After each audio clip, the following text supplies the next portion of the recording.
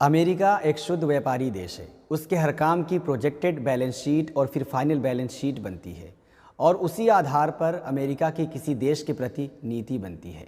दरअसल अमेरिका के किसी भी देश से संबंधों का आधार धन यानी उसकी उस देश के लिए बैलेंस शीट में फ़ायदे का स्तर होता है कि कितना खर्च हुआ, कितनी जीपी यानी ग्रॉस प्रॉफिट हुआ और फिर कितना नेट प्रॉफिट हुआ।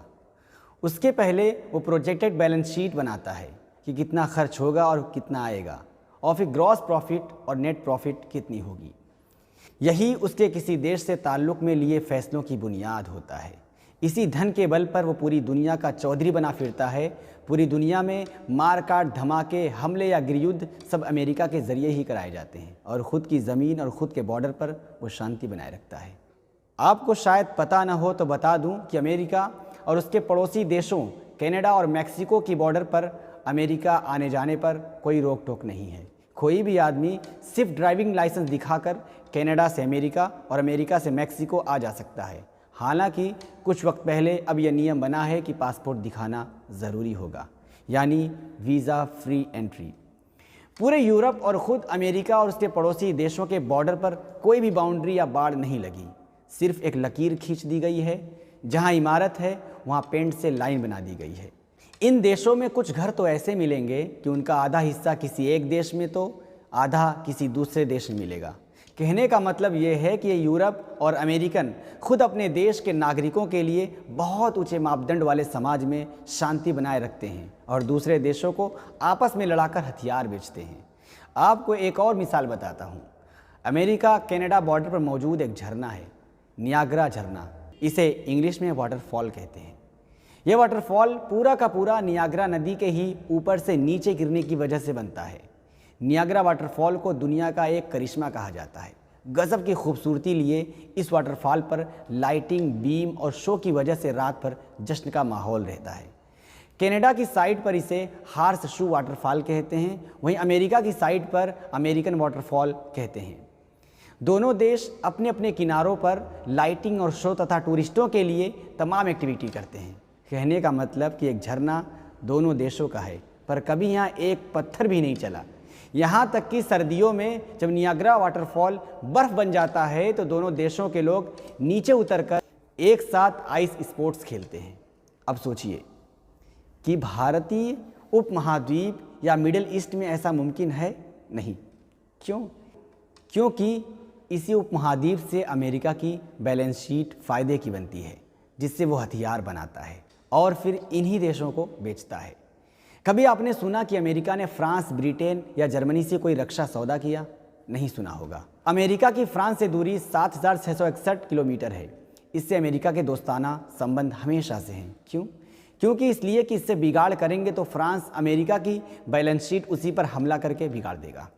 अमेरिका से ब्रिटेन की दूरी 6,827 किलोमीटर की है। इससे अमेरिका के दोस्ताना ताल्लुकात हमेशा से हैं। क्यों? वो इसलिए कि इससे बिगाड़ करेंगे तो ब्रिटेन अमेरिका की बैलेंस शीट उसी पर हमला करके बिगाड़ देगा।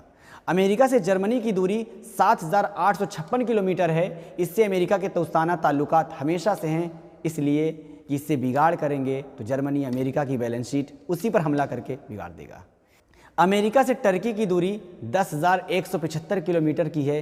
इससे अमेरिका के दोस्ताना ताल्लुक़ हमेशा से हैं, इसलिए कि इससे बिगाड़ करेंगे तो टर्की अमेरिका की बैलेंस शीट उसी पर हमला करके ख़राब कर देगा। अमेरिका से चाइना की दूरी 11,640 किलोमीटर की है। इससे अमेरिका के दोस्ताना संबंध हमेशा से हैं, इसलिए कि इससे बिगाड़ करेंगे तो चीन अमेरिका की बैलेंस शीट उसी पर हमला करके ख़राब कर देगा। कहने का मतलब ये है कि जो अमेरिका की बैलेंस शीट बिगाड़ दे, उसकी ज़मीन पर हमला कर दे या उसकी ज़मीन पर हवाई हमला करके चोट पहुंचा सकता है, उसके साथ अमेरिका एक संधि करता है जिसे नाटो कहते हैं। नाटो देश आपस में नहीं लड़ेंगे, न एक दूसरे पर हमला करेंगे, बल्कि किसी दूसरे गैर नाटो देश के खिलाफ एक की लड़ाई में सब एक होकर उस देश के खिलाफ लड़ेंगे। यानी अमेरिका ने अपना बॉर्डर पड़ोसियों से दोस्ती करके महफूज की और हवाई बॉर्डर नाटो संधि करके महफूज कर ली। बाकी देशों में ना तो वो ऐसा होने देगा, बल्कि ये एक दूसरे से भिड़ाता रहेगा, जिससे उसकी बैलेंस शीट फ़ायदे में रहे। अमेरिका से इराक की दूरी 11,879 किलोमीटर है। अमेरिका ने हमला कर दिया इसलिए कि एक तो इराक के पास अमेरिका तक मार करने वाली कोई हवाई शक्ति नहीं थी और दूसरे उसके पास पेट्रोल खजाना था। वहाँ आज तक वो बैठा है। अमेरिका से वियतनाम की दूरी 13,788.859 किलोमीटर है। वहाँ अमेरिका लड़ा और अफ़गानिस्तान की तरह हार मानकर वापस आ गया।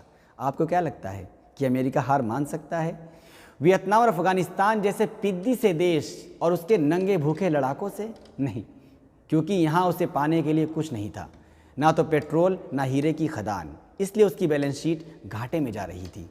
बहाना बनाकर यहाँ से निकल लिया।